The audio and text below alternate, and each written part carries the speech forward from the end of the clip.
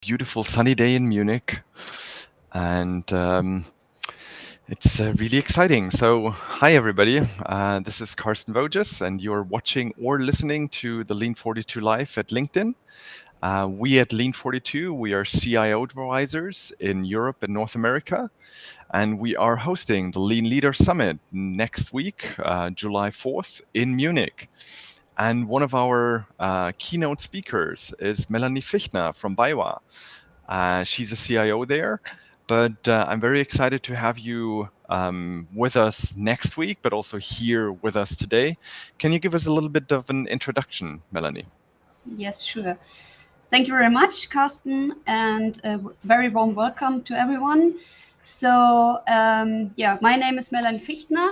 I've been with BayWa for over 3 years now, and I started as the head of operational IT. That means I'm responsible for the areas of infrastructure, workplace, data and analytics, ERP application, and supporting functions. So since we are a Critis relevant company, I took over the IT security, that means the technical part, because the information security took place in the corporate compliance. Since 1st of February, I have been CIO of BayWa, and since this time, I'm responsible for some other areas like IT controlling and communication, PMO, and sometimes it works other as assumed. So the information security came back to me, of course, 1st of April. That's like it is. And it's possible because we are still Critis relevant, but it's possible if the CISO has a direct reporting line to the board members. So then it's possible. Yeah. I myself, I come from the application part, so I have an SAP background. And what topics did I start with my new role with? So on the one hand, we are in the middle of the SAP S4 transformation, but I also started to dedicate myself to the topic of IT strategy and leadership. These are also the topics for the conference. Very good. Yeah, that's one of the things we're looking forward to. So you're talking about like IT strategy and kind of like the how does that also work with leadership and hybrid working models, and like it's interesting to kind of like see how your organization has seen some tremendous change as well, and kind of like how you came together or how the IT org came together. Can you give us kind of like a little bit insight into key aspects of your presentations or key points where and how did you came up with focusing on kind of like the IT strategy and strategic leadership work? Yes, sure. It's not that we don't have an IT strategy yet, but since we have a new CEO since last year in April, he has a very clear strategy. And I guess it's very important that the IT is an enabler for the business. So we are still not anymore a provider. So we are a partner on eye level. And so that means we want to support the business in the day-by-day business, but also we want to support them in the business models. And that means that we need a clear IT strategy that contributes to the business strategy. And that's why IT strategy is so important for us. And on the other hand, I guess leadership is also important because we are currently in a big transformation with a lot of projects. One is the large S4 project. And so we are becoming more and more agile, and processes are becoming more lean. And that means we need another mindset. And I guess good leadership is important in order to continue with the culture of BayWa. So you have to bring all together that it works. And so I think transformation has something to do with leadership and culture, because culture must never be lost. So that's what makes the companies so special. Very good. Thank you. Just if you're actually listening to this live, feel free to ask a question here on LinkedIn. We will then have a look at that and comment or answer. If you happen to watch a rerun of this, also feel free to leave a comment. We try to answer them afterwards as well. And just because you mentioned kind of like leadership, and it's I think one of the um, good portions of it is also to help people grow and learn. And how much do you feel BayWa kind of like gives the opportunities for kind of like people to grow? Is that kind of like something in your leadership style also that you kind of like encourage? Mhm. Yes, yes, of course, we have to do this because I guess in the past, Viva was more.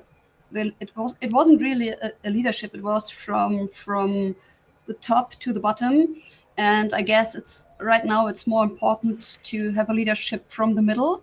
So to explain people why we are doing things like we do it, and because it's a big journey. So I told you, if we are getting more agile, if we change processes, if we do all these things, it's important that the employees understand why we do this, and that it's important that they are a part of it. Hmm. Yeah. And so we have to grow people and develop people, and yeah, I guess it's very important in these times. Cool. Very good. It's also I see kind of like the learning and growing is also like one of the reasons why we do our Lean Leader Summit, where I highly recommend if you're listening to this to join us and hear also more from Melanie on strategy and leadership. But it really is something to bring people together, to network, to learn from each other. So we have a lot of practitioners that tell us real world stories about how they solved some areas, how they set up some structures in areas, and what's working and what's not for them. Of course, you always need to adapt that to kind of like your organization. And with you kind of like saying your IT strategy was a lot driven by a completely new or very strong business strategy. I actually do have another CIO who's missing that business strategy and just had to do an IT strategy pretty much in the void. So there was no business strategy formalized at all. Um, how much do you think it's beneficial to have kind of like the business strategy as kind of like your guardrails for IT, or how much do you wish you could have like some more freedom in IT? I guess you have to need the business strategy because yeah, the business is sits in the driver's seat, and we have to be the best IT they could have. So I think it's very important that the business knows where to go, and so the IT strategy follows the business. And yeah, that's where we are right now. But for us, it's very good that we have a new CEO with a new strategy. So the business has to move and has to think about the strategy. So that helps, of course. Yeah. Okay. But of And course, wait, there are big challenges as well. So I told you we have a lot of projects, we have a lot of transformations, culture, strategy, cost pressure as well, and so it's a big challenge to put everything into context and to put it in the right order, and that everything's pays on the strategy, pays mm, into the strategy, so that we are a company that is future proofed, mm, efficient and agile. mm, And yeah, I guess this is very important so that we are able to react to market situations.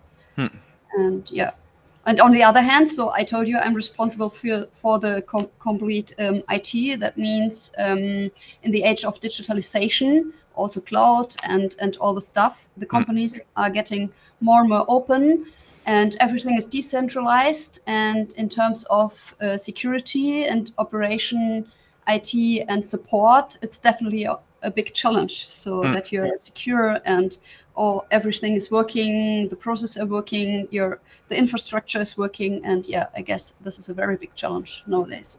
yeah.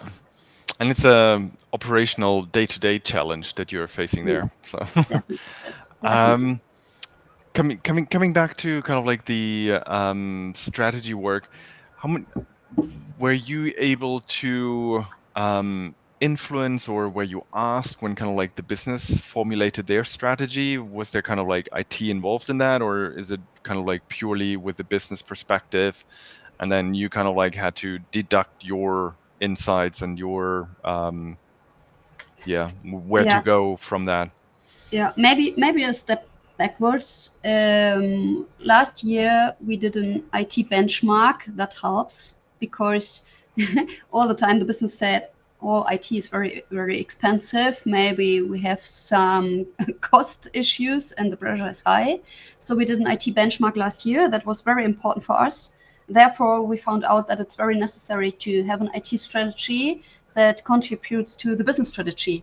And Hmm. so it was easier for us. And of course, it's not able to say that we are the driver, because we have to wait for the business. But the business knows that we are working on an IT strategy and we start with it. And yeah, we are working with an external partner. I guess this is also important because if an external partner said, "Dear business, we need your help," then it's easier than if the IT said, "Okay, I want to do an IT strategy right now," and the business said, "Oh, it's not important for us right now." Hmm. So it's very important if you have support from an external partner. Hmm. Yeah. So we are not in the driver's seat, but we are pushing, of course. Hmm. Very good. Now, I think it's a very common theme that I see with a bunch of other CIOs that I coach and work with. So you're not alone there, and I think it's also Yeah, very clever to include external partners for getting some more force behind it and some yeah, validation as well. We also do sometimes kind of like benchmarking, as you mentioned. It's really something that helps with telling the story, and also having that outsider perspective that tells you, no, this is the area you're good at compared to mhm, others, and this is where you should focus on. You might still kind of like, or very often you correct that a little bit with kind of like your insider's view, but it's always good to have that outside perspective in there as well. yeah, right. If we look at the um, kind of like the I think one of the parts in your talk is also the hybrid working model. So if we look at and I know didn't you also get like an award for some of like the collaboration work you did at BayWa? So how much do you see kind of like our ways of working, especially like after the pandemic, kind of like change, and how did how is that kind of like working with strategy setting, but also then to yeah get it to work, and people understand it in a hybrid working mode. Yes. Yeah, that's a part of the culture. So yeah, if you're working in a hybrid model, it's very important that you don't lose the culture. So that people are still not just sitting in front of a computer and don't have the culture in mind. So of course we are working hybrid at BayWa since the pandemic, and it works very well. So we have more employees in the IT department than we have spaces to sit. So yeah, so but it works. But of course, if you have projects and you have to do project work, it is very important that you see each other and to discuss. So we have an own area where our colleagues meet and do project work, and yeah, that works very well. So of course, if you have, for example, a developer who has his own package to develop, and he said, "Oh, I can do it from home," fine, then do it from home. Hmm. So for our leaders, it's not written down, but it's a part of, please be 3 days in the office and 2 days you can work from home, and yeah, that works very well. Nice, cool. Is it something where you see kind of like the business people having a different policy than the IT people, or also different struggles with that mode, or is it kind of like the same? It depends of the department, of course, because people are different. And I guess IT, sometimes we are the first mover and we try to figure out if things work or not. And I guess, especially in the IT department, you have to be more open for hybrid work because yeah, you don't get enough people to work in the area of IT. So yeah, that's the reason why. Sometimes you have some employees, don't live in Munich, they live wherever. And so yeah, Uh, you need a solution for this. And hybrid hybrid work is the best thing to do. uh, So we have maybe if someone lives in Stuttgart, for example, then it's here 2 times a month or whatever. So we can handle it. So we are mm, much more flexible. mm. No, very good. I think the work from home and hybrid work is kind of like the new norm, and we all have to adapt to it. But we also need to be aware that coming together in person is also something that is very valuable, and Yeah. some people actually require kind of like being together more than others. So Yeah. it's not only a good for the company, but also good for the people to sometimes come together, or very So we often have it's. so we have team meetings here, Mhm. so once a week, and that's very interesting or funny because on Monday and Friday, no one wants to do a team meeting because these are the very popular days for working from home.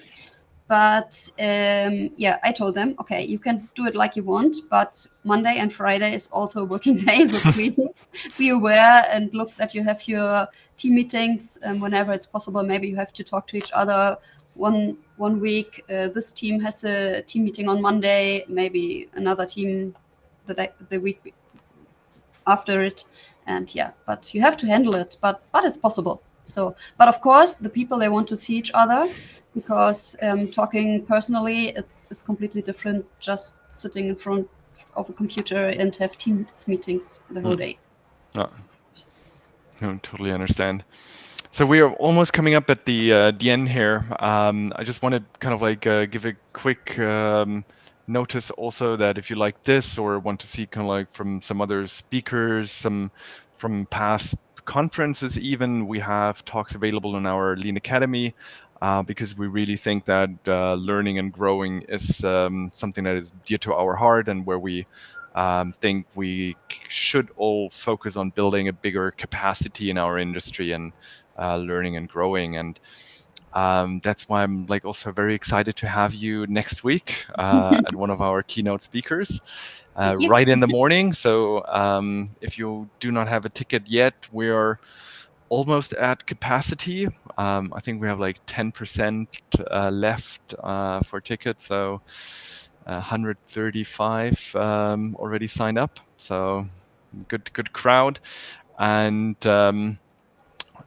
Melanie, if you look at kind of like conferences and going to conferences, what is kind of like a key aspect for you why you do this as a speaker, but also what do you enjoy when you go to conference? I enjoy if you can talk to each other. It's very important, especially for leadership, I think, because so many people do it different, I guess.